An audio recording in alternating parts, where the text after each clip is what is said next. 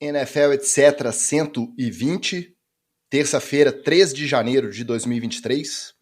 Eu sou o Ticas, e por mais que a gente saiba que o futebol americano é um jogo brutal, é um jogo perigoso por natureza, situações limite, como a do Damar Hamlin no Monday Night Football, mexem com a gente, com a nossa relação com o esporte, de maneira inevitável. Por isso, nós três aqui nos questionamos se valeria a pena gravar esse episódio hoje e decidimos, por fim, comparecer só para a gente poder se abraçar à distância mesmo, compartilhar os nossos sentimentos, a nossa angústia desde que o fato ocorreu.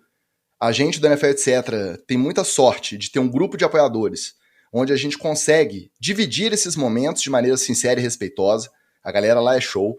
O mesmo vale pro Playcall Podgrupo, que nós três aqui também participamos, o grupo do podcast do nosso querido Coach Batata. Lá também só tem membro firmeza. Vale para alguns outros grupos que nós três temos, alguns dois participam, outros cada um com o seu, mas que também, em sua maioria, ou na sua totalidade, só tem gente de bom senso.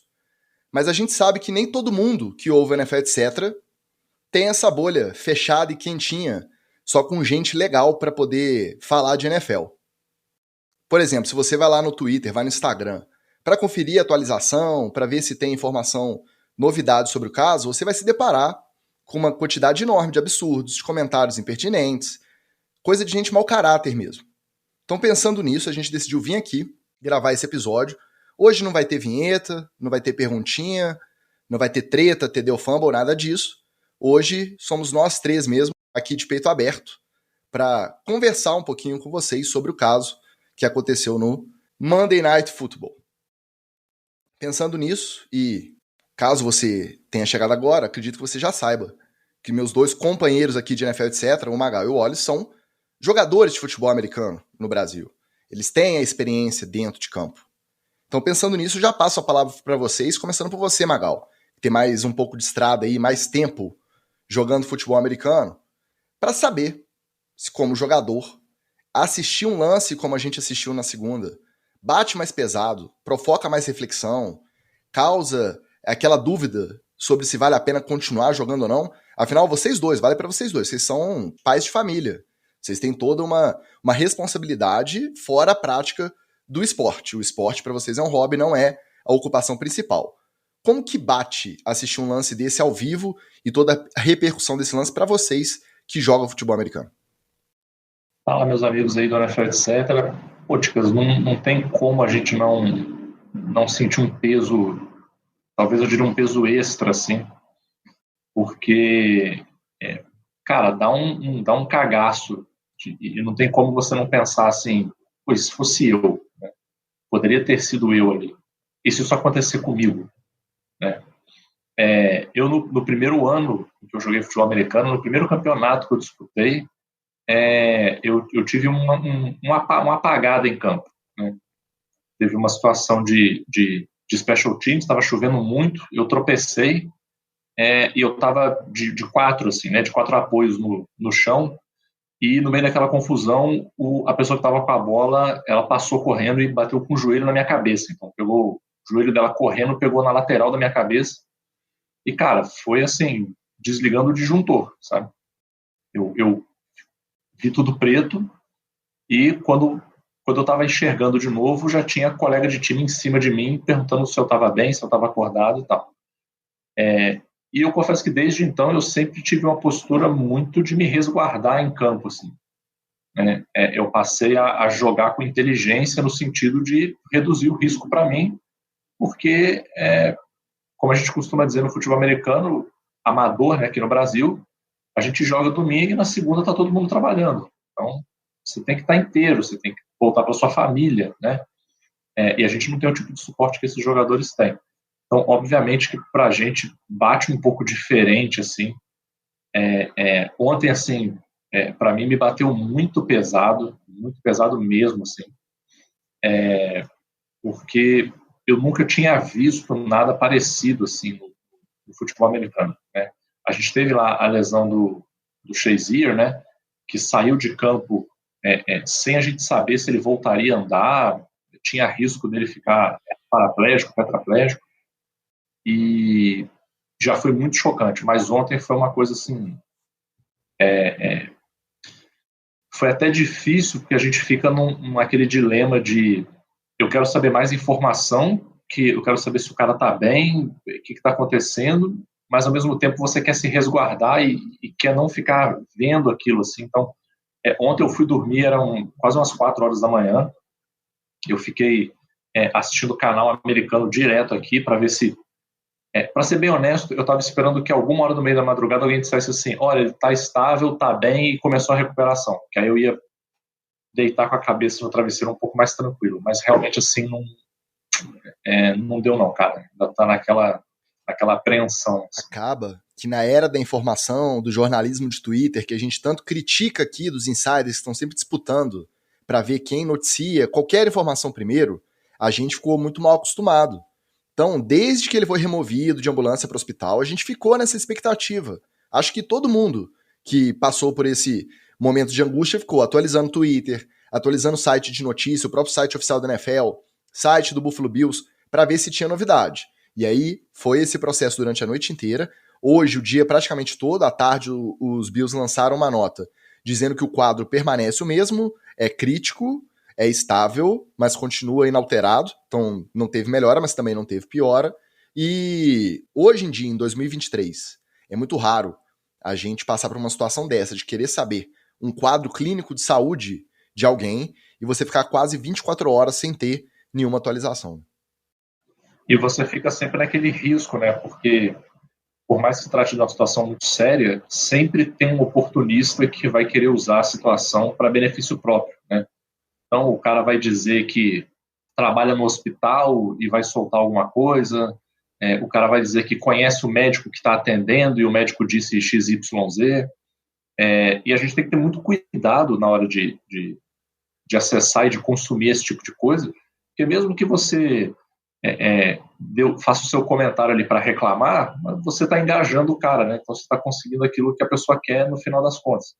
Ontem eu vi vários tweets assim de eu conheço alguém que está no hospital e falou isso, só que se você for olhar para outras tragédias que a gente já viu no esporte desse jeito, sempre tem, mesmo antes da internet, sempre tinha essa pessoa que soltava uma informação falsa, às vezes com boa intenção, às vezes com má intenção, e antigamente era um processo um pouco mais complicado de fazer isso, né?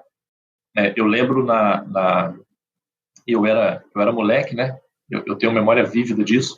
Eu lembro na época do acidente do Senna que saíram várias informações positivas durante a corrida, né? Não, que estava bem, que estava tudo certo, que estava no hospital, estava estável. Saíram várias informações positivas. E lá na frente, assim, meses depois, quando foram dar todo o detalhamento do que tinha acontecido, é que a gente foi saber que logo que ele foi atendido ali depois da batida, os médicos já sabiam que era muito difícil que ele sobrevivesse. Então, hoje em dia a gente tem que tomar muito cuidado. Eu tomei bastante cuidado para nem me animar, nem me entristecer vendo alguma coisa assim de outras informações, mas a gente via que até nas fontes oficiais o pessoal estava naquele compasso de esperar a informação, né? Ficar ali comentando, repercutindo, esperando uma informação. Eu achei uma atitude muito correta do hospital. Eles informaram logo no início da madrugada que não iam fazer nenhuma declaração até o dia seguinte de manhã. Então já foi um jeito assim também de impedir que qualquer burburinho se criasse, né? E a família também depois avisou que faria um pronunciamento à tarde, faria uma declaração à tarde, como fez, né? Hoje à tarde. Mas é muito, eu não sei, é muito chocante. Vou te falar que o fato de ter um pouco mais de experiência em campo me deixou mais angustiado, assim, porque me fez refletir bastante, assim, o quanto de risco que eu já não corri, apesar que quando a gente fala desses riscos que a gente corre, né, na verdade é porque a gente adota uma postura muito peculiar em relação a risco, né? A gente se envolve em outros riscos muito maiores sem ter a mesma percepção de risco, né? Então a gente às vezes está atrasado e corre um pouco mais de carro e acha que isso tem menos risco do que você, de repente, praticar um esporte, né? E aí o cara se machuca no esporte e você fala, ah lá, tá vendo? Ó, esse esporte é muito violento.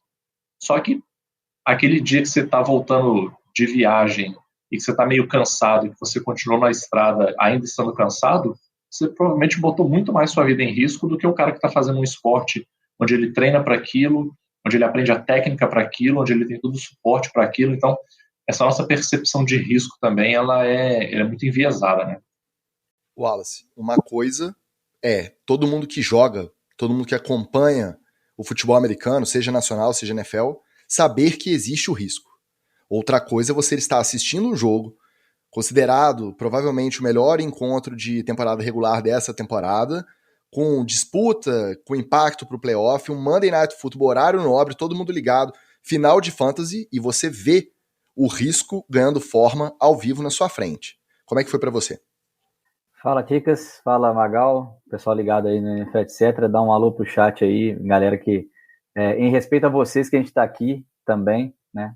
Deixar isso claro que é bem difícil estar aqui na frente de vocês agora, porque por mais que eu não tenha tanta experiência em campo quanto o Magal, mas nessa temporada a gente viveu uma situação tão angustiante quanto, aliás, é, comparado, assim, o não saber é que causa essa angústia, né, Tico?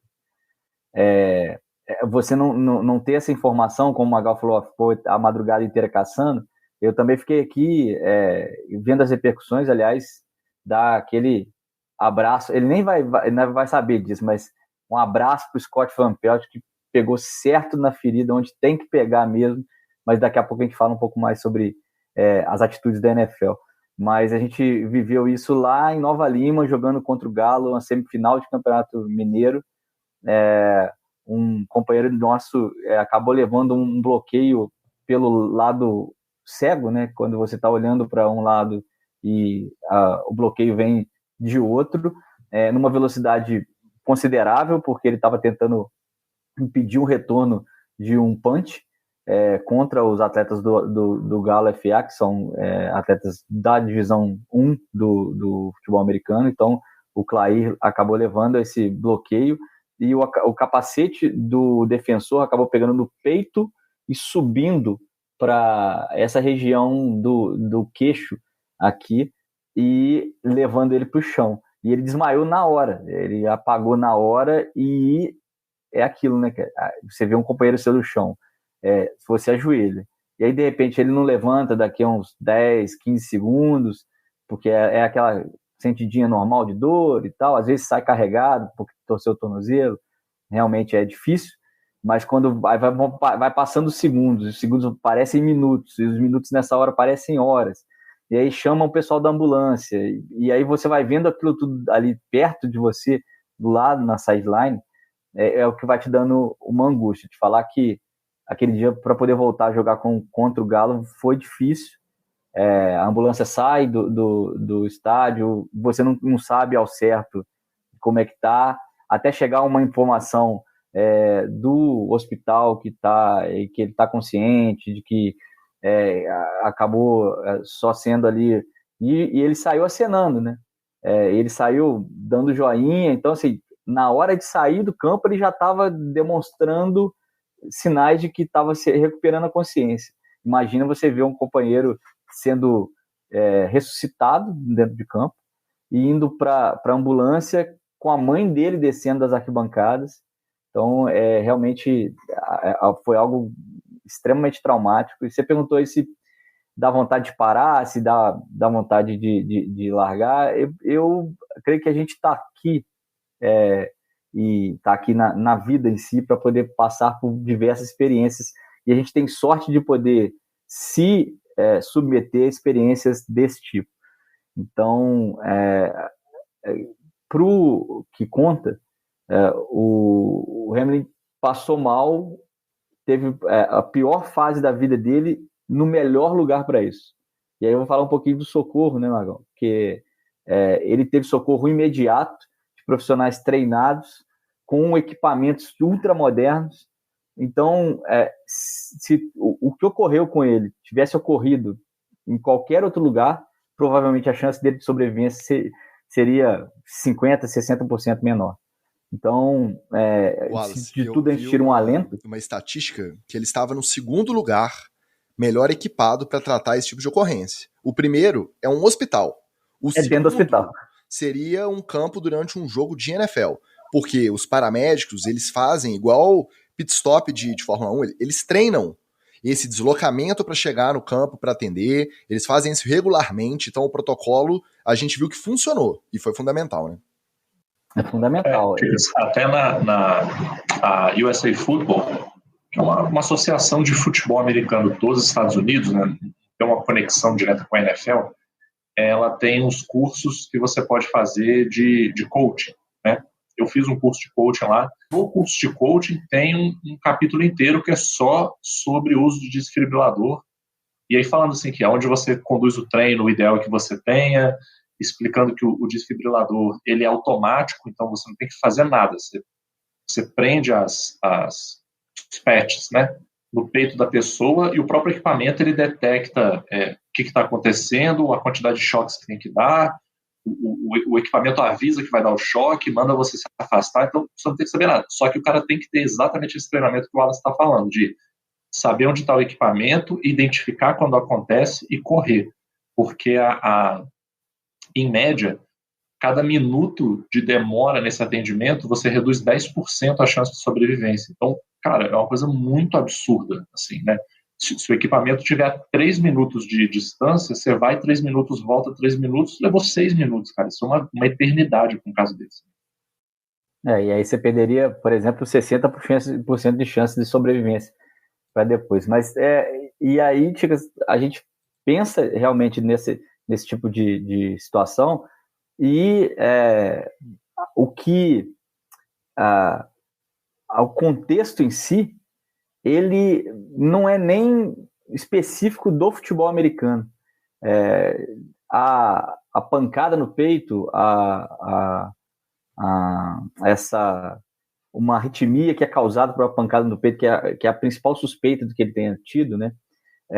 Ela começou a ser estudada com trabalhadores braçais e depois evoluiu para jogadores de beisebol, porque os catchers, né, o pessoal que fica atrás do rebatedor, levava muita pancada nessa região do peito. Eles usam a proteção, mas mesmo assim a bola de beisebol ela concentra uma pancada muito grande, né?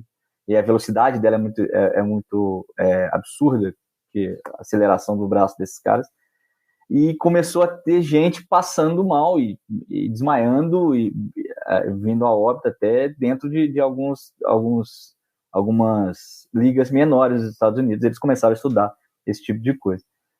Então, realmente é uma fatalidade, mas está todo mundo exposto a isso. Há casos menores, como o Magal relatou dele, há casos um pouco mais graves, como o próprio Clay sofreu nessa temporada, mas ali você não está pensando que isso poderia acontecer. Mas nesse caso de acontecer alguma coisa, você tem que estar com as melhores pessoas, as mais preparadas para poder atender esse tipo de emergência, né? E aí eu imagino que a grande sorte do Hamlin foi essa. Foi que ele estava num campo de NFL. Vou aproveitar esse seu ponto para usar o comentário do nosso Carlos Ferreira aqui no chat. Aproveitando para dar boa noite ao pessoal que chegou mais cedo. A Vanessa diz que está devastada com essa situação. O Felipe Bertelli falou que realmente o lance é uma loucura, porque se for comprovado mesmo que foi a pancada que gerou a arritmia e causou, né, a parada cardíaca, a gente sabe que se fosse 1 centímetro para um lado ou 1 centímetro para o outro, ou meio segundo antes, meio segundo depois, talvez não causasse esse impacto. Então, é uma coisa que é muito surreal quando a gente pensa na probabilidade. O Washington Ferreira também passou aqui para dar boa noite. Aí eu te pergunto, Wallace, o ponto que o Carlos Ferreira levantou. O futebol americano, ele tem já, per se, essa questão da agressividade. Ela é natural ao jogo. Você precisa ser agressivo para executar bem o seu trabalho dentro de campo. Isso vale para qualquer posição. O Carlos Ferreira levanta a hipótese de o futuro do futebol americano está comprometido porque os pais ficam assistindo jogo de futebol americano com as crianças começando a se interessar. pelo jogo. Aí numa semana, vê o Tua tendo uma contusão que gera até movimento irregular dos braços em cadeia nacional. Quando vê o outro jogador toma uma pancada, cai apagado e a câmera dá o flagra no olho vidrado. Chega nessa semana, uma pancada no peito, tem que ser reanimado em campo e vai para o hospital de ambulância. Você acha que nesses moldes, por conta dessa situação, a gente sabe o risco, a gente viu o Eriksen na Eurocopa recentemente, com mal súbito também, e reanimação dentro de campo, e depois conseguiu se recuperar. A gente gosta de automobilismo, de Fórmula 1. Há 2 anos atrás, o Romain Grosjean entrou com um carro muro adentro, não sei se foi em Abu Dhabi ou no Bahrein. Abu Dhabi. E saiu do carro pegando fogo. Então, a gente sabe que o risco é inerente ao esporte, a agressividade é inerente ao futebol americano, mas parece que por conta disso, essas situações limite geram uma rejeição maior, principalmente nos pais que estão com os filhos começando a escolher um esporte para praticar. Você acha que o futuro do esporte está em risco? Eu tenho minhas dúvidas, Ticas, porque nisso é ruim concordar com o bilionário, mas nisso eu concordo com o Robert Kraft, cara. As crianças começam a praticar futebol americano, elas estão praticando com toda a segurança, nos lugares, com todas as facilidades para poder fazer, principalmente nos Estados Unidos, né? A gente aqui no Brasil realmente começou meio na paixão mesmo, e graças a Deus a gente está construindo a história para quem quiser começar agora, comece com muito mais segurança do que quem começou lá atrás, por exemplo, quando o Magal começou a praticar futebol americano. Hoje em dia é muito mais seguro, hoje em dia tem muito mais gente especializada, e aí é nessa escadinha que eu vou confiar, que cada vez mais, não que se torne um futebol americano profissional no Brasil, mas que se torne cada vez mais profissionalizado, com gente interessada em fazer esse bem-estar do atleta. Agora, que sem dúvida, atletas excepcionais, que são jogadores de futebol americano, que acabam se destacando, inclusive em outras modalidades, basquete, atletismo, muita gente vem, principalmente dessas modalidades, quarterbacks, por exemplo, que são draftados em times de beisebol, times de futebol americano, torna mais fácil o sujeito optar por outro esporte, né? Se ele vai ser tão famoso quanto, mas se ele tem potencial para poder ser uma grande estrela do basquete, uma grande estrela da Major League Baseball, provavelmente no futebol americano, pelo risco que corre, ele só vai ficar se ele amar muito. Então, tem essa nuance mesmo, e realmente, se os pais não deixarem praticar, o filho não tem muita chance de chegar nessa elite do futebol americano.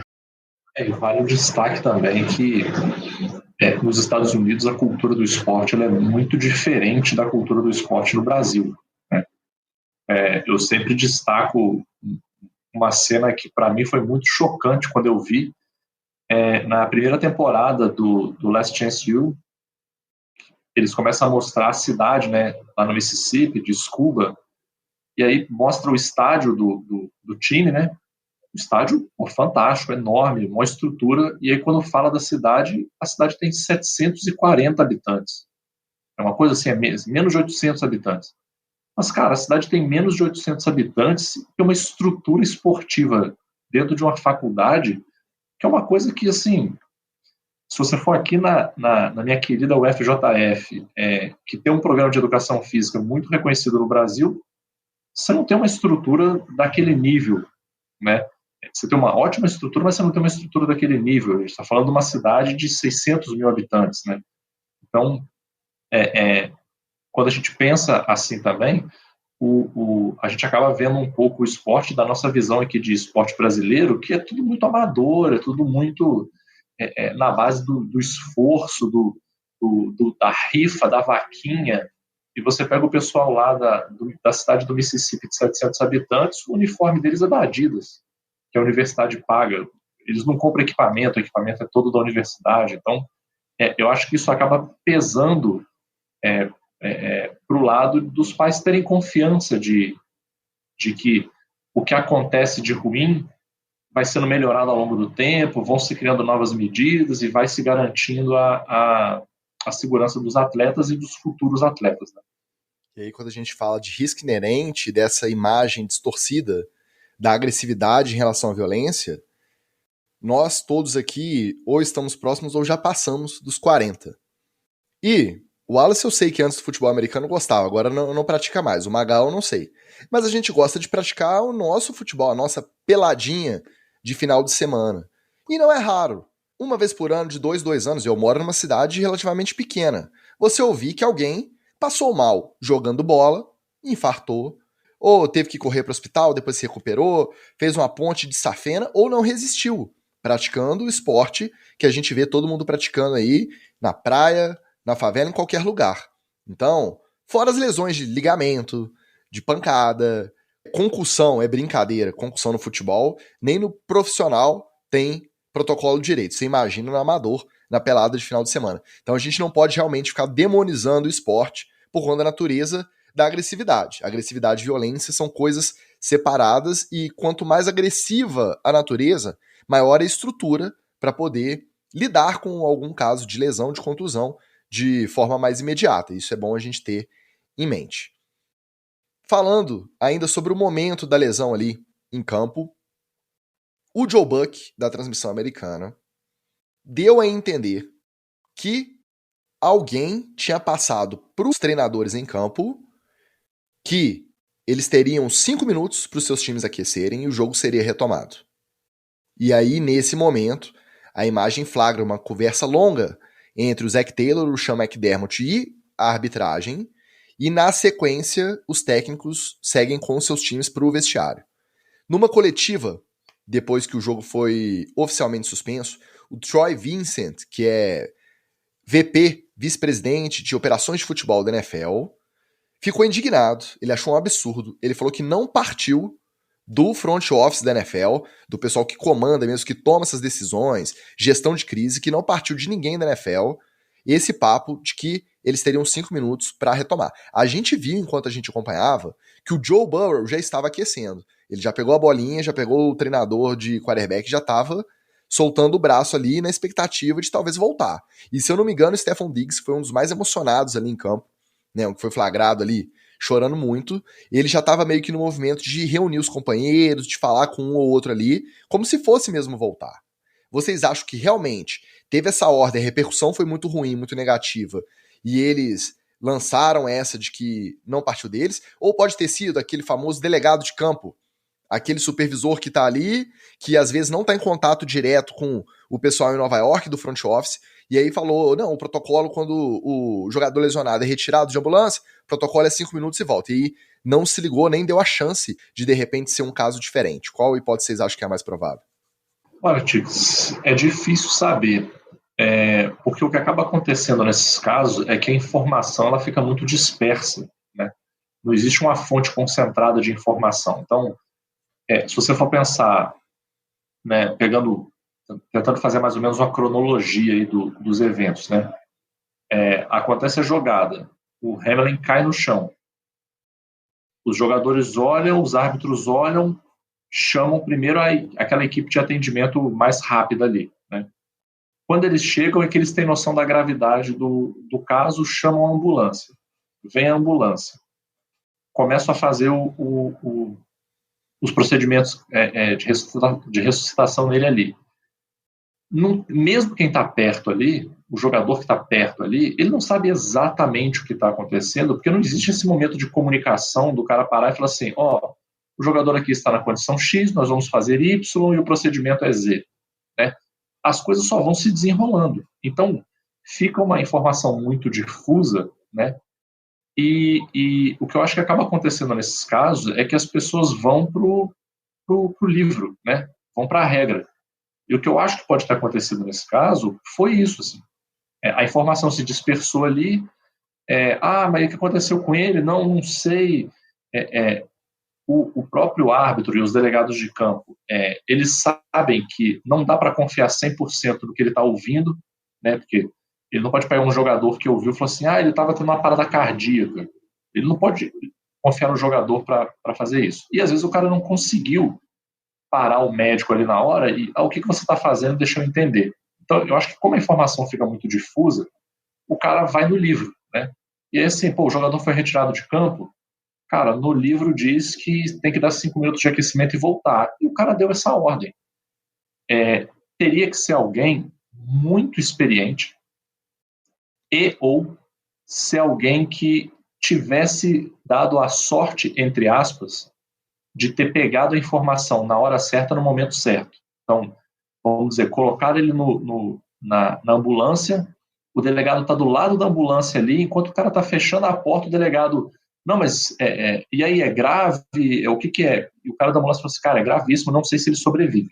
Se o cara da ambulância solta um não sei se ele sobrevive, eu duvido que o delegado ia voltar para o campo, falar 5 minutos, aquece e vambora, entendeu? Então, é óbvio que quando eu ouvi isso, quando eu fiquei indignado, mas pensando um pouco, a gente tem que... Deixa eu só fazer um parêntese. Eu vi algumas pessoas comprando a versão da Liga e questionando o Joe Buck. Você pode gostar ou não gostar do estilo de narração do Joe Buck, mas se isso chegou no ponto, na transmissão oficial da ESPN, porque a produção falou, muito dificilmente isso não foi dito dentro de campo em algum momento. Aí pode ter sido nem o delegado responsável, pode ter sido o assistente dele, por conta do livro de regra, como você falou, que sabe que o protocolo quando o jogador é retirado é esse, sem ter analisado com bom senso a gravidade da situação. Pode. Mas eu não duvido da veracidade da informação que foi prestada durante a transmissão. Né? Não duvido. Eu acho, inclusive, que isso pode ter sido dito. Assim. O meu ponto é que talvez quem disse não teve noção, não teve acesso à informação completa. Às vezes, sei lá, colocou o Hamlin na ambulância e falou assim, não, mas e aí? Vamos levar para o hospital e vamos ver. E aí o cara entendeu que, bom, vamos levar para o hospital e vamos ver o jogo que segue. Né? Igual qualquer jogador aí que a gente já viu saindo e indo para o hospital para fazer outros exames que não pudessem ter sido feitos ali dentro do campo mesmo. O que eu acho que me preocupa, e eu, apesar de eu não ser jornalista, eu já ouvi algumas histórias assim de uma informação solta assim que alguém pegou meio sem querer, acabar virando uma bola de neve e ter impactos muito maiores, né? Então foi como você falou, às vezes nem era o delegado de campo, era um assistente que estava ali, o repórter de campo tá, e aí, o jogo vai voltar ou não vai? Aí o cara fala, olha, pela regra, quando sai é 5 minutos e manda o aquecimento. Aí o repórter de campo, né? Ele olha lá, o Joe Burrow tá aquecendo. Ele olha, o Stephon Diggs está começando a chamar os companheiros. Ele, bom, então é 5 minutos e vai voltar. E às vezes ele ouve o assistente trocando essa ideia com o delegado, sem isso ter sido passado oficialmente para os técnicos, assim, ó, aquece seu time aí e volta. Né? A gente também não tem como saber. Então, pode ter rolado esse telefone sem fio mesmo. Mas foi como eu comentei ontem também em algum dos grupos, eu não lembro qual. Da mesma forma que foi absurdo no jogo da Eurocopa eles terem continuado o jogo, eu também não boto minha mão no fogo na NFL de que eles tinham noção da gravidade e mesmo assim cogitaram continuar o jogo. Pode ter partido do Zach Taylor e do Sean McDermott terem falado, não tem como voltar. O problema todo é esse, né? Eu acho que esse episódio tem que servir para a NFL olhar mais profundo para dentro, porque a gente só acredita que alguém mandado pela NFL ou o juiz, que nessa hora é o elo mais fraco, mandou os caras aquecerem em 5 minutos, porque a NFL trata seus atletas desse jeito. Trata os seus atletas como pedaços de carne que estão lá só para entreter o público e fazer dinheiro para os bilionários e as franquias serem esses gigantes que são. Então, para além de um protocolo que acabou sendo, né, vetado, aí, que seja pelos dois técnicos, pelos jogadores, por quem quer que seja, que seja vetado naturalmente, a NFL tem que olhar para dentro para poder perceber que, do jeito que está tratando e sempre tratou seus atletas, acaba refletindo nas pessoas acreditarem que uma ordem dessa possa ter vindo do front office da NFL. Né? Se precisou o VP, né, o vice-presidente da NFL, negar que tenha vindo do front office, você imagina o que as pessoas não acham que um telefonema do Goodell não tem embutido. Aí vamos descontextualizar, vamos tirar do caso grave de uma quase morte em campo, quer dizer, um falecimento em campo que teve que ser ressuscitado, vamos colocar numa simples regra de bem-estar mesmo para os jogadores.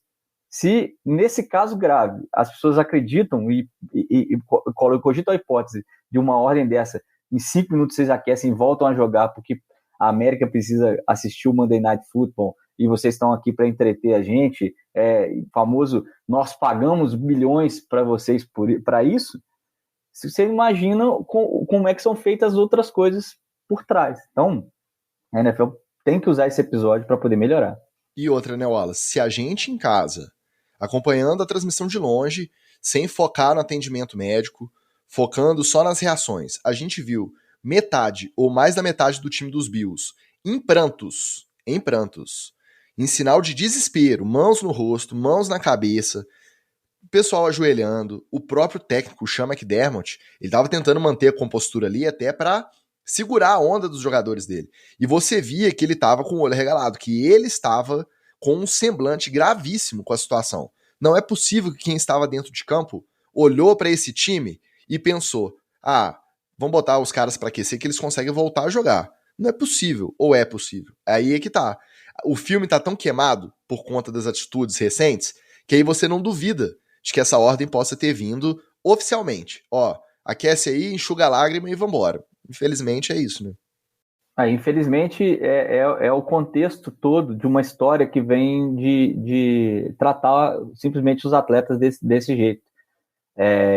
A gente até comentava, né, Magal, a gente gostaria de ver nessa hora um abraço entre o Josh Allen e o Joe Burrow no meio de campo e falando assim, e deixando claro que a posição fosse dos atletas. Falando assim, a gente não vai jogar esse jogo nem se vocês vierem com a polícia aqui para entrar no vestiário e tirar a gente. Como são 2 quarterbacks brancos e são ídolos a serem construídos e sendo construídos pela NFL, aposto que não ia dar nada, né? E aí você tem a certeza que se fosse ao contrário também, se, por exemplo, vamos lá, o Lamar Jackson abraçasse o Colin Kaepernick no meio do campo e falasse que não iam jogar nem se a polícia viesse lá, a polícia já estava dentro de campo colocando os caras para jogar. Então, todo um contexto social que a NFL está inserida e que faz questão de reforçar estereótipos que já são ultrapassados, mas que nessa liga parece que a gente vai sempre girando em torno deles, e aí é sempre o atleta considerado pedaço de carne, sempre o atleta hiper explorado. Então, basicamente a NFL cavou essa cova aí que o vice-presidente tentou negar para ela mesma deitar, né? Aproveitando, Wallace, sua experiência, o jornalista mais experiente deste podcast, eu vi gente no Twitter, é claro, a gente não consegue fechar 100% a bolha, a gente vai ler desaforo nesses momentos, é inevitável. Eu vi gente no Twitter criticando veementemente a participação de Fernando Nardini e Paulo Antunes, sendo que os dois seguraram a transmissão ali enquanto precisaram.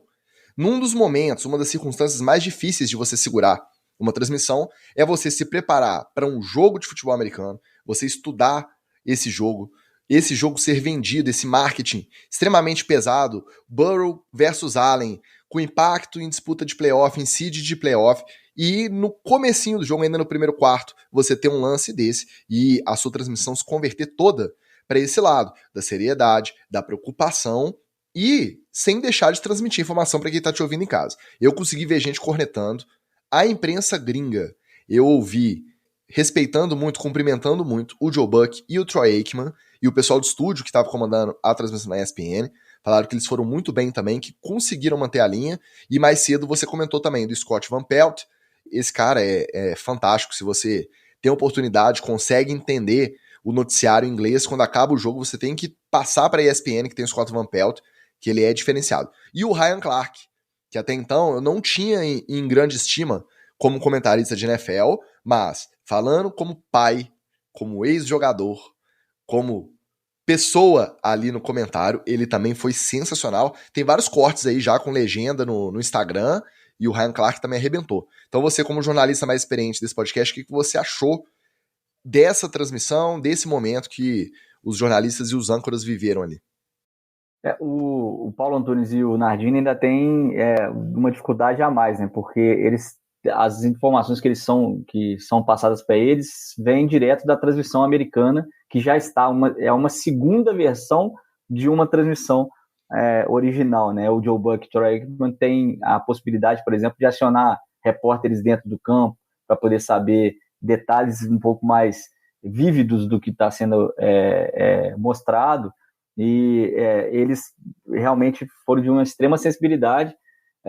Eu não imaginava, inclusive, que, principalmente por ser esse americano típico, preocupado com o jogo e o sucesso da liga, que o Troy Aikman assumisse a postura que assumiu, que foi de logo assim que cogitou-se a volta, que o Buck fala, né, dos 5 minutos para voltar, o Troy Aikman fala não.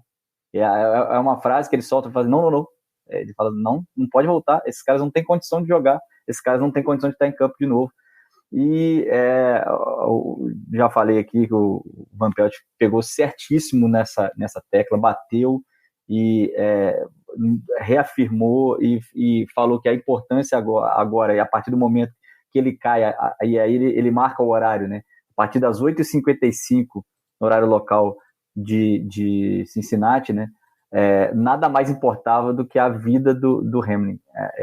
E aí fica para segundo plano playoff, resultado de jogo, que se você está bem ou não está, sua final do Fantasy, isso aí tudo fica para segundo, um segundo momento, um terceiro, quarto, quinto momento, em primeiro, segundo e terceiro tem que ser a vida do atleta. Então, foi uma transmissão emocionante e Paulo Antunes, numa das voltas do intervalo, ele disse, e claramente emocionado, que ele nem sabia o que estava acontecendo, que ele não ia falar cenário de playoff, que ele não ia falar o que o jogo implicaria, ou por que tem que voltar, o que não tem que voltar, se tinha que ser jogado, se não tinha que ser jogado. Ele não falaria porque, nesse momento, aquilo tudo era muito menor, né? Então, realmente foi de extrema sensibilidade e para quem está criticando aí, não tem muito o que falar, não. Você vai visitar um psiquiatra, vai procurar alguém que você está com problema, meu filho. É a famosa lacradinha gratuita de Twitter para ver se viraliza. Mas é o efeito colateral da gente estar presente nas redes sociais. Não vai ser a primeira nem a última vez que, em casos como esse, a gente vai se deparar com esse tipo de comentário. Agora, passando para o nosso psicólogo. Já acionei o nosso jornalista, vou acionar o nosso psicólogo. Eu acho que até a gente que não tem teoria psicológica nenhuma, não tem nenhum conhecimento da área, a gente via pelas imagens, entendia que aqueles jogadores não tinham condição de voltar a campo para jogar naquele nível, fosse 5, 10, 15 ou 20 minutos depois. Surgiu a dúvida. Enquanto a gente não tem atualização, estamos a quase 24 horas do lance, não temos atualização sobre o estado de saúde diferente da que a gente já tinha assim que ele deu entrada no hospital. Magal, se fosse hoje, eles teriam? Se fosse amanhã, quarta-feira, eles teriam? Depende do reporte, do estado clínico, melhorar, evoluir ou não. Se amanhã vira e fala assim, ele recuperou, ele vai ficar em observação, mas ele não está mais na UTI. Ele está sem ventilação mecânica, está respirando sozinho, só tem que ser analisado para ver se vai ter alguma sequela neurológica, alguma coisa assim. Os caras conseguem fardar, entrar em campo e jogar 48 horas depois numa boa, sendo que eles estavam em campo e praticamente viram um irmão deles, um brother deles, de time, morrendo do lado, dentro de campo. E se for domingo, eles vão conseguir jogar 1h da tarde, horário local? Até lá, será que essa situação já se resolveu de forma a eles conseguirem exercer esse papel deles? Como que faz no momento desse, pensando por esse lado psicológico? Lembrando que a NFL e a NFLPA já disponibilizaram assistência psicológica gratuita para todo jogador, não só dos 2 times envolvidos, como também de todos os outros 30 times da liga que quiserem um apoio, precisarem conversar, precisarem de uma orientação, tem uma força-tarefa de psicólogos para atender esses jogadores. Como que passa isso na cabeça desses caras, Magal?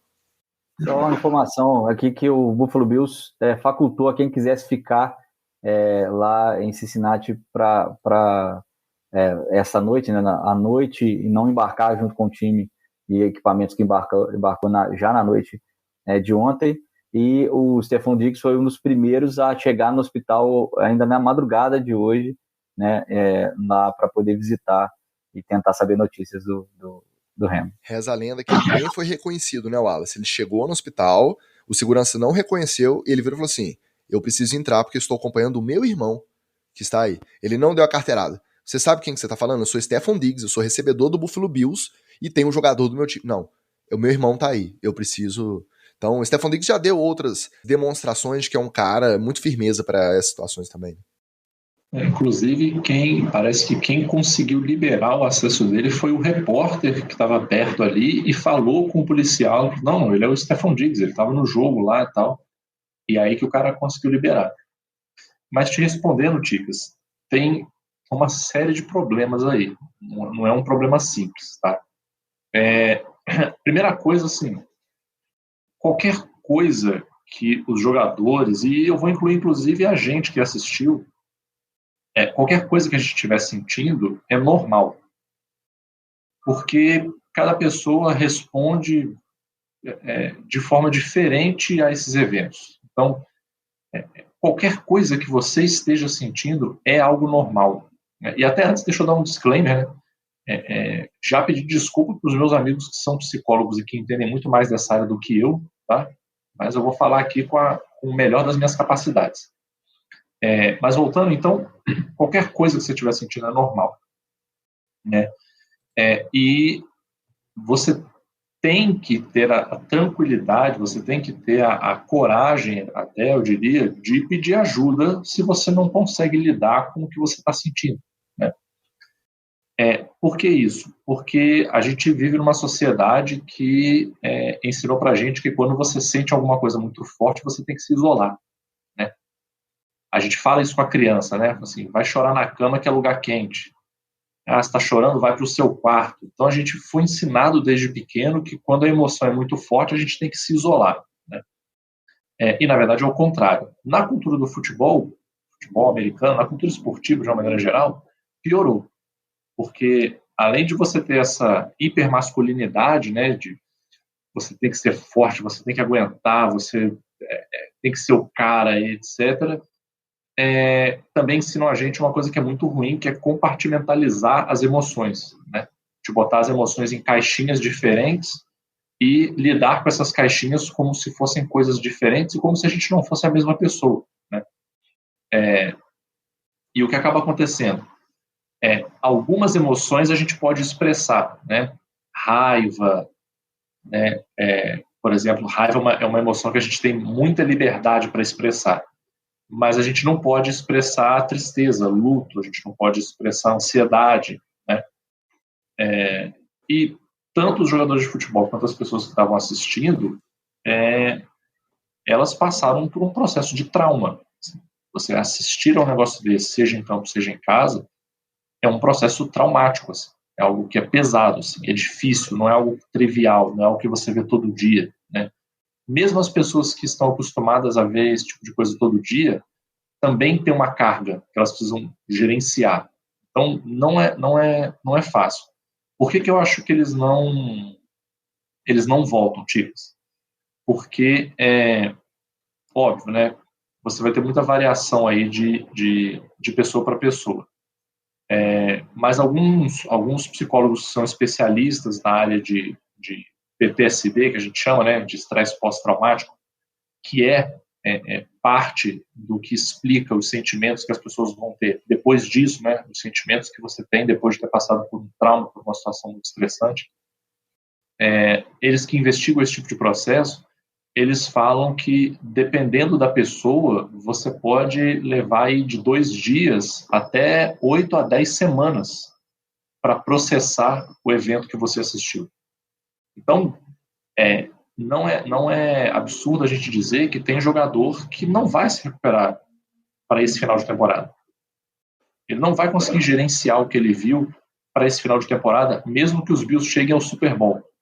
Lá em fevereiro, o cara ainda vai estar sendo impactado pelo trauma que ele viveu hoje, ainda que ele tenha suporte, ainda que ele tenha acompanhamento, Então, eu acho que vai ser um desafio enorme, tanto para o Buffalo Bills quanto para o Cincinnati Bengals, porque, independente desse jogo especificamente, eles ainda têm uma temporada para terminar, né? Eles ainda precisam jogar outros jogos. Se eles ganharem, eles precisam continuar jogando, né? E até para o caso deles perderem, especialmente falando nos playoffs, o time que ganhar do Buffalo Bills ou o time que ganhar do Cincinnati Bengals também vai ter um impacto, porque tem um problema que ontem provavelmente atingiu um cara que a gente não tem comentado tanto, que é o T. Higgins, que é o atleta que estava no contato com o Damar Hamlin, que é a questão da culpa, né? Que eles chamam de a culpa do sobrevivente. É uma coisa muito comum em acidentes, né? Situações onde uma pessoa se salva e ela vive processos de culpa porque ela se salvou, né? E fica pensando que ela, né, deveria valorizar mais a vida, que ela não merecia ter sido salva. Então, a culpa do sobrevivente já é um problema por si só. O T. Higgins, com certeza absoluta, vai estar passando por isso. E ele precisa de atenção, porque eu nem vou citar o nome da pessoa, mas teve um comentarista americano aí que falou que o T. Higgins teve culpa na jogada, porque a forma como ele entrou foi agressivo. O cara é um completo imbecil. Obviamente que ele não Além teve de culpa. ser um imbecil, obviamente está fazendo isso para viralizar, forçando polêmica desnecessária, porque vocês que jogam sabem muito melhor do que eu que só assisto. O tackle do lance em si é um tackle que você vê 200 vezes por jogo, em todos os jogos, em todos os níveis. No futebol americano nacional, tenho certeza que tem lances de impacto muito maior e muito mais velocidade do que esse lance. A questão foi essa infelicidade mesmo de que bateu no ponto exato que não podia bater, no momento exato que não podia bater. Mas o tackle em si, né, eu sei que tem gente que nem gosta de ficar vendo replay, eu sou desses, né, eu sempre comento aqui, lesões muito menores, de menor gravidade, eu vejo a primeira e faço questão de não ver mais. Fiz a mesma coisa ontem, mas a transmissão também não ficou repetindo. Um tackle absolutamente comum. Para ser um pouco chato e parafraseando o meu treinador de linha, se tem algum erro ali é que o próprio Hamlin vai muito alto. Ele vai com o peito exposto para tomar a pancada. Ele tinha que ter, a ideal é que ele fosse um pouco mais baixo e aí cinturasse o T. Higgins. Mas na hora do lance, na velocidade do lance, e o Hamlin é um cara forte também, por exemplo. É muito mais fácil para eu, que sou mais baixo e mais leve, e fazer um tackle baixo do que num cara gigante igual é o T. Higgins, do que um cara igual o Hamlin, que tem o mesmo tamanho, né, semelhante, e que tem a força mais parecida com o T. Higgins. Ele vai segurar o T. Higgins no shoulder, né, foi onde ele foi buscando. Não é nem um azar, né? O que se vê no impacto é aquilo que a gente é um imponderável. O Higgins ele se encolhe para poder tentar se defender ele mesmo do tackle que ele vai tomar, e ele acaba acertando o meio do peito do Hamlin. Isso é normal. Na verdade, é até recomendável que o wide receiver faça isso para ele não ter uma lesão, nem na coluna, nem na cabeça, nem na cervical. Então, realmente, foi uma infelicidade. Quem falou isso falou uma grande besteira. Né? Não, eu estava até lembrando do documentário do Alex Smith, que na época ninguém se atentou para isso, né? Mas no documentário eles comentaram que ele correu o risco de perder a perna por causa de uma infecção. E quando a gente viu a jogada, por mais que a gente tenha visto, nossa, não, foi grave, o cara quebrou a perna com certeza, tal, ninguém pensou ali em risco de morte, né? Todo mundo pensou, o cara vai para o hospital, vai botar pino, qualquer coisa assim, e ok. E ele correu o risco de morrer, assim. Ele quase morreu por causa da infecção. E olha que coisa, o próprio médico fala assim, a gente não sabe exatamente o que causou, mas alguma coisa na sujeira da grama, no próprio uniforme, foi uma ferida, fratura exposta, entrou ali, infeccionou e o cara quase morreu. Então às vezes o cara fica muito no afã de achar um culpado, achar uma causa, achar um porquê que inclusive é um traço de tentativa de defesa também, né? Para você lidar com essa emoção muito forte, você tenta achar uma causa, uma explicação, um porquê, porque é muito difícil você lidar com uma emoção muito forte que você sequer consegue entender a causa dela, o porquê que ela aconteceu, né? Então, eu acho que o T. Higgins vai precisar de muito suporte. E eu acho que a única coisa que talvez vá, eu espero que isso aconteça, né? A gente está rezando para isso acontecer. A única coisa que talvez aplaque um pouco da angústia do T. Higgins é o Damar Hamlin melhorando, se recuperando e ele mesmo falando com o T. Higgins, cara, foi um lance do jogo, relaxa. Até porque se você for olhar, o Damar Hamlin, ele é um cara que bate super forte também. Ele bate muito pesado. Então, ele mais do que ninguém sabe que isso faz parte do jogo, isso é da natureza do jogo. É até uma coisa que a gente costuma dizer que é uma questão de respeito com outro jogador, você levar o jogo a sério.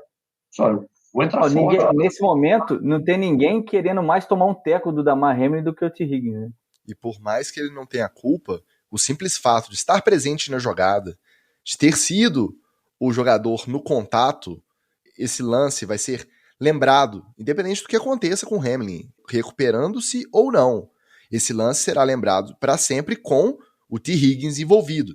Então, quando a gente fala dos caras irem fardar e entrar em campo domingo, 1h da tarde, horário local já, tem que ser levado isso tudo em consideração. Só que a gente sabe que também existe toda uma máquina por trás, é um negócio, tem muito dinheiro envolvido, tem muito interesse envolvido e é difícil. A gente entende até certo ponto, a gente sabe o que é prioridade. A vida, a saúde mental é prioridade, deveria ser prioridade. Mas a gente sabe que os outros interesses também seguram um pouco, ancoram um pouco que isso seja feito de maneira mais gradual, seja feito de maneira mais gradativa para eles voltarem à atividade. A gente não vai ter um adiamento de 2, 3 semanas até entender o que vai acontecer. Não. Suspenderam o jogo, não vai ser disputado essa semana. Pode ser que seja disputado na semana que vem. Pode. Acho difícil. Mais provável que ele seja encarado como sem disputa, né? O no contest. Eu acho que é o cenário mais provável. E aí vai ter impacto com certeza no seed de playoff e segue o jogo. Por quê? Porque eles não vão adiar uma semana para ter que jogar de novo. Não vão. Eu acho que tem 3 lições aí, eu acho, que são importantes que a gente pode tirar dessa situação. Eu acho que a primeira é a gente ter clareza de que o trauma ele afeta as pessoas de forma diferente. Então a gente não pode cair nessa falácia de ver alguma coisa acontecendo com alguém e querer usar a nossa régua para falar assim, mas o cara tá sentindo por causa disso aí, pelo amor de Deus. E a gente fala isso até de brincadeira, né? Sei lá, se você tiver tomando uma cerveja com os amigos no boteco, tá tendo um pôr do sol, seu amigo virar e falar assim, nossa, que pôr do sol lindo, e chorar, cara, coitado desse cara na mesa de boteco. Ele vai ser sacaneado, assim. Nossa, cara, tá chorando por causa do pôr do sol. Pô, pelo amor de Deus. Mas isso é uma pequena amostra de como a gente faz com coisas maiores, né? Então, acho que essa é a primeira coisa que a gente tem que saber, assim. O trauma, ele atinge as pessoas de formas diferentes. E a gente tem que entender o que é a dor para outra pessoa e não o que é a dor da outra pessoa na nossa régua, né? Na nossa perspectiva. A segunda coisa é que os protocolos para esse tipo de incidente, né, quando eles acontecerem, eles têm que ser sempre revistos e atualizados. Então, assim, eu acho que se você, por exemplo, você tem qualquer dúvida que foi uma lesão grave ou que foi uma jogada visualmente mais traumática, você tem que ir para o comercial assim, imediatamente, você tem que cortar para uma outra câmera imediatamente, porque hoje o que a gente vê que acontece é que tem meio que um confere, né? O cara cai no chão, a câmera vai perto lá para meio que dar um confere. E nesse confere, de vez em quando você vê coisas que você não gostaria de ver, como a gente viu no caso do Russell Wilson, como a gente viu no caso do Tua, né? E aí quando a câmera mostra um olho vidrado, quando a câmera mostra um braço retorcido, aí eles saem, filmam outra coisa e o que eu acho que é absurdo, eles conseguem ser muito mais ágeis nesse sentido quando é uma invasão de campo, por exemplo. A gente raramente consegue ver uma invasão de campo numa transmissão, né? Então, se eles são rápidos para não transmitir uma invasão de campo, eles têm que ser rápidos para não transmitir um evento desse, que poderia ter sido bem pior, né? Poderia ter sido bem pior no caso do Hamilton. E a terceira coisa eu acho que é uma reflexão nossa mesmo, assim. Antes da terceira, deixa eu só acrescentar uma coisa na segunda do protocolo. Devia ter um protocolo até para os tipos de comerciais que são exibidos nos intervalos quando tem lesão em campo. Por quê? Geralmente, uma lesão de ligamento, uma coisa mais de membro, alguma coisa nesse sentido, ou uma concussão que o atleta volta rápido, a transmissão vai para um intervalo, depois que ela volta, ela já retoma e segue. No caso do Hamilton, a gente viu, foi para o primeiro intervalo, voltou, viu que o atendimento ia demorar mais, foi para o segundo. Quando voltou do segundo, foi quando a gente viu os jogadores demonstrando desespero dentro de campo, foi quando veio a preocupação maior. O atendimento seguiu, eles foram para um terceiro intervalo e cada intervalo desses tinha o quê? Jogadores de futebol americano hypando para entrar em campo, se animando, gritando e tal. Cerveja com futebol americano e a galera se divertindo. Então esse protocolo, ele devia ocorrer até como um plano B.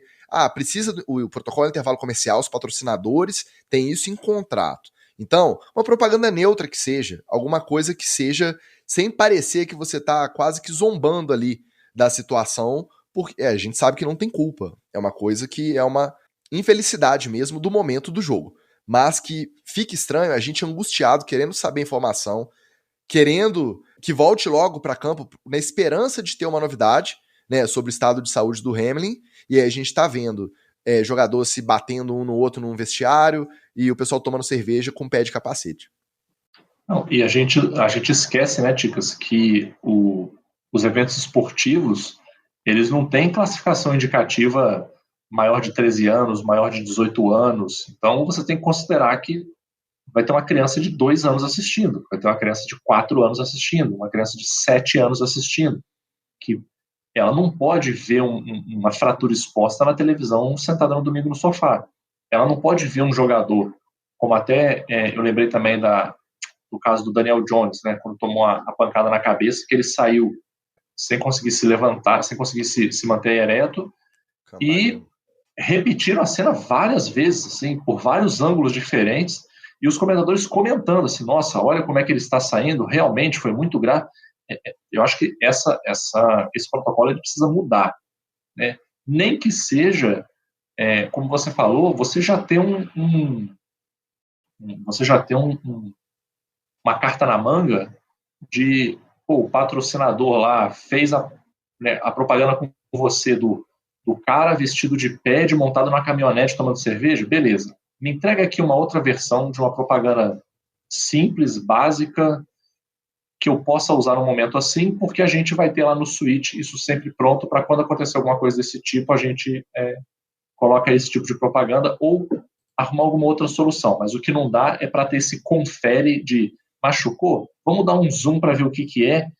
E aí, na hora, eu não sei quem é que toma essa decisão, provavelmente o cara que está lá no Switch, né?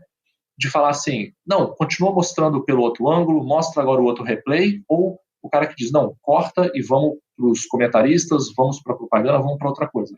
Você lembra quando a gente começou a assistir futebol americano? Que tinha um quadro, eu não lembro se era da ESPN, mas eu acho que era do Sport Center, que era o Jack It Up, que o pessoal pegava só os lances de lesão, de concussão, do cara sem conseguir levantar, aí fazia uma vinheta toda colorida, e os comentaristas, do mesmo jeito que hoje comentam, né, com a seriedade que precisa a situação, eles comentavam na brincadeira, na zoeira, quando o cara tomava pancada. E isso não tem tanto tempo, gente. Isso tem 10 anos, 12 anos. Então, assim, já melhorou, já evoluiu um pouco, mas esse protocolo ele pode ser ajustado para evitar esse tipo de constrangimento mesmo, né? Não, eu acho que eu acho que a nossa perspectiva como torcedor também, assim, eu acho que, para mim, pelo menos, acho que esse ano foi o ano que essa chave virou, assim, de a gente ver o cara cambalear e fazer uma piada porque o cara está cambaleando no campo, ou a gente vê o cara cambalear e entender que aquilo ali é grave e que não é motivo de piadas.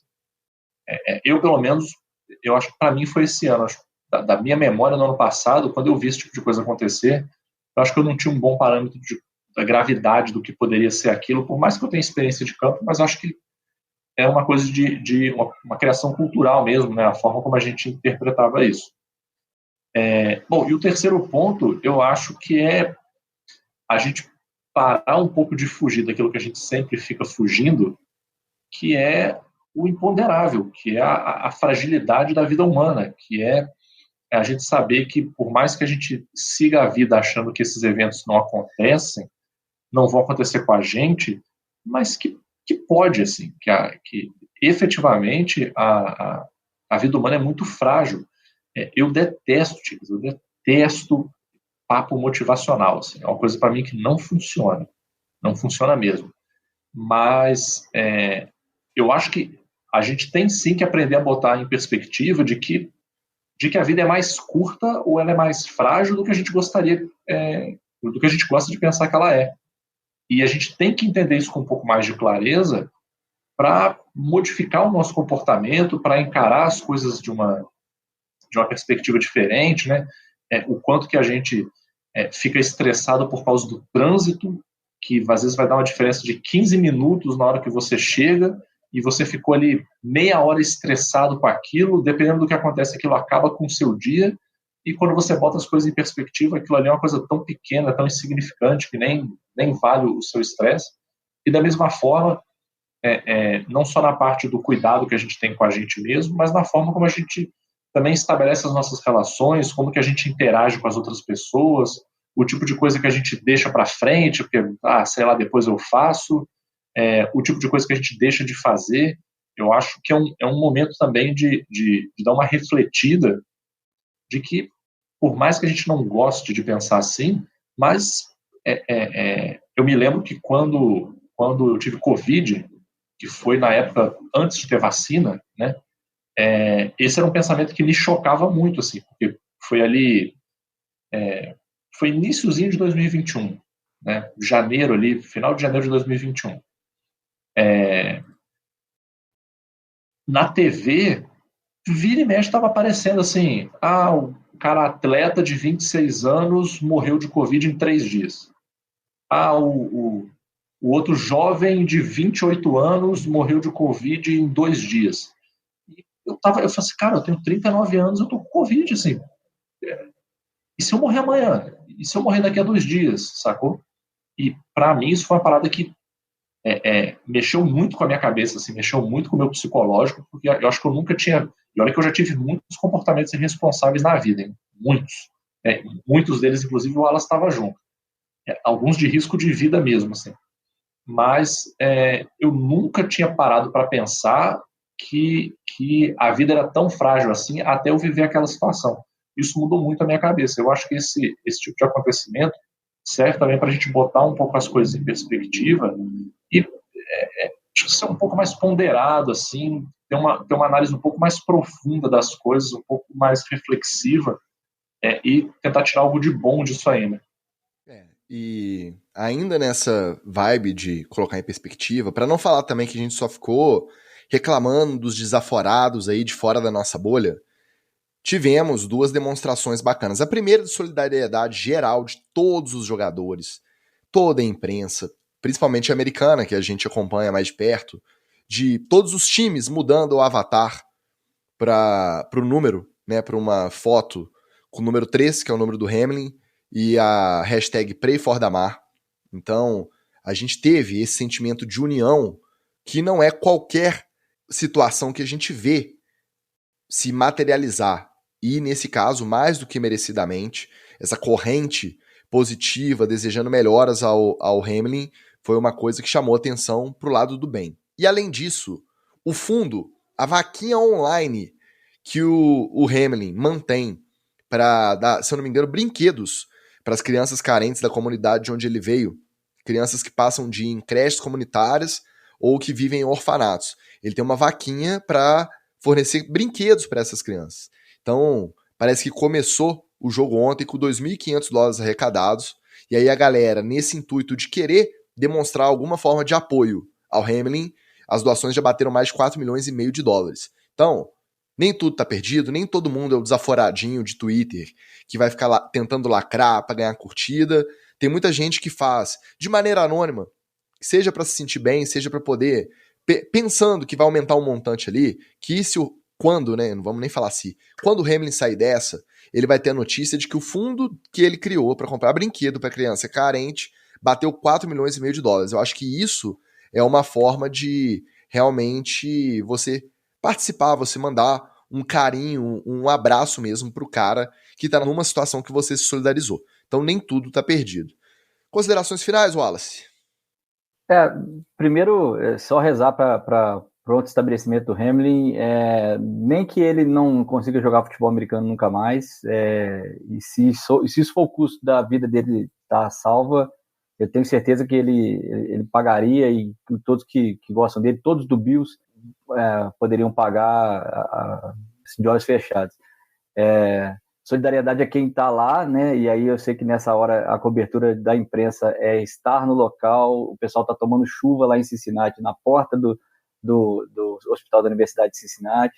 Então, você que está vendo as notícias aí, por favor, confie nesses profissionais.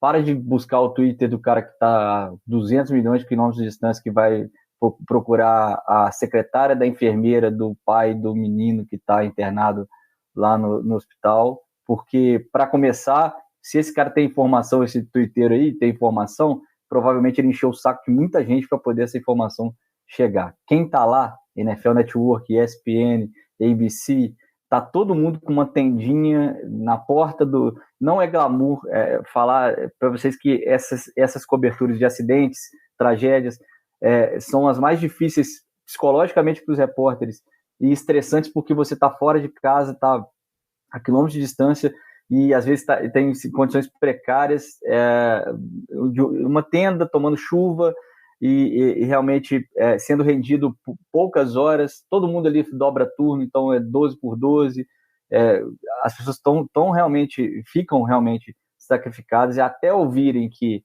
ou o Hamlin vai sair dessa, ou está melhorando, ou então a situação é mais grave do que se imaginava, ninguém vai arredar pé de lá. Então, por favor, confie nesses profissionais, procure informações desses profissionais, desses canais de informação mais comprometidos com a verdade, né? Com buscar os fatos, não com levantar polêmicas vazias. E saber que a NFL é nossa paixão, é por isso que existe o NFL, etc.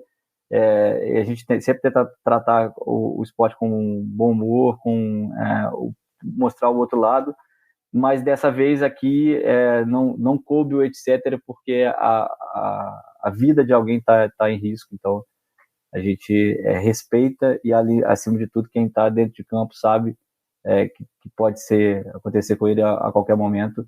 Não uma coisa tão grave como essa, mas que vai ser grave, como diz o Magal. Cada um sabe onde é que o calo aperta. Então, respeito, muito respeito por quem está de pé de capacete lá, fazendo você se divertir em casa. Acho que é isso mesmo, cara. Espero que na semana que vem a gente venha com boas notícias em relação ao Damar Hamlin aí, que ele se recupere logo. Pegando até um pouco do gancho que você comentou,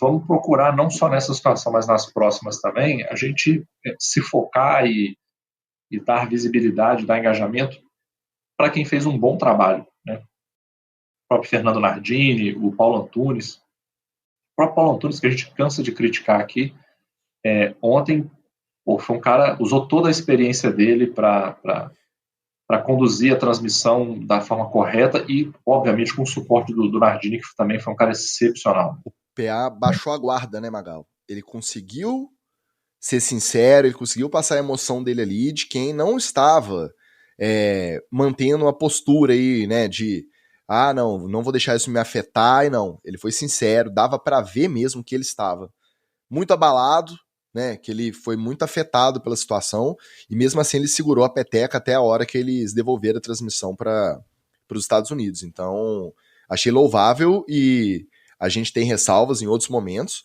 mas ontem eu achei muito bizarro o pessoal se dispor aí no Twitter reclamar da transmissão do Nardini e do Paulo Antunes. A pessoa nem parou para raciocinar e para analisar, entendeu? Ela age no impulso ali de vou comentar porque sei lá por quê. né?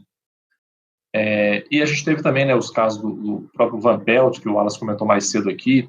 Eu esqueci o nome do ex-jogador que estava com ele ontem na transmissão, que também foi um cara assim... Isso. Também foi um cara excepcional. O depoimento que ele deu como jogador, assim, você via que ele estava claramente emocionado, assim. Não era... assim como o Paulo Antunes, você viu, o cara baixou a guarda e falou de coração aberto ali. Hoje teve... Eu tô ruim de nome, tá, Ticas? Também eu não tô num dia muito legal, né? Teve um também hoje lá nos Estados Unidos também, que o cara, ele não só pediu orações pro Hamlin, mas ele fez a oração pro Hamlin no meio do programa. Parou o programa, abaixou a cabeça e fez a oração dele ali ao vivo. Então, assim, vamos focar nos caras que fizeram um bom trabalho, que se destacaram, que foram humanos, né, que são bons exemplos, e deixa o pessoal que quer aparecer, que quer lacrar, que quer falar bobagem para lá. Aproveitei para dar uns blocos hoje também no Twitter, né? O pessoal que veio comentando de vacina, veio comentando besteira, já aproveitei para dar aquela contribuição também, né, Ticos? Para ajudar a reportar umas pessoas no Twitter é bom também para tentar dar uma limpadinha, né? É bom para filtrar. Então é isso. A gente espera que na semana que vem a gente volte com notícias melhores, com o nosso formato tradicional. Eu reitero aqui o meu abraço enorme para o pessoal do nosso grupo de apoiadores, e agora não é para fazer marketing do nosso grupo, não, é porque a galera é muito firmeza mesmo.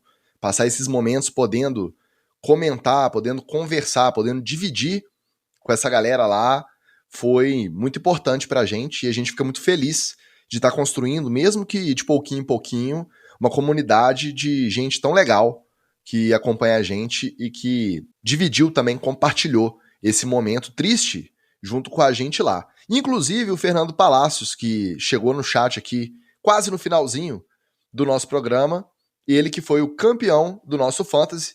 Infelizmente hoje acabou que a festa foi atropelada, a gente poderia ter condecorado melhor o Cruz del Sul Alpacas, o time dos Sons que ganhou o primeiro NFL etc. Fantasy da história, mas na semana que vem, dando tudo certo, a gente vai poder discutir se ele vai ou não ganhar uma camisa de JF Imperadores. Diz ele que tem provas aí de que isso foi prometido, eu não me lembro. Mas fica só o registro, então, desse abraço forte para todo mundo que participa lá do nosso grupo e dos outros grupos também. Semana que vem a gente está de volta e muito obrigado a você também que deu o seu play. Um abraço e até. Valeu, pessoal.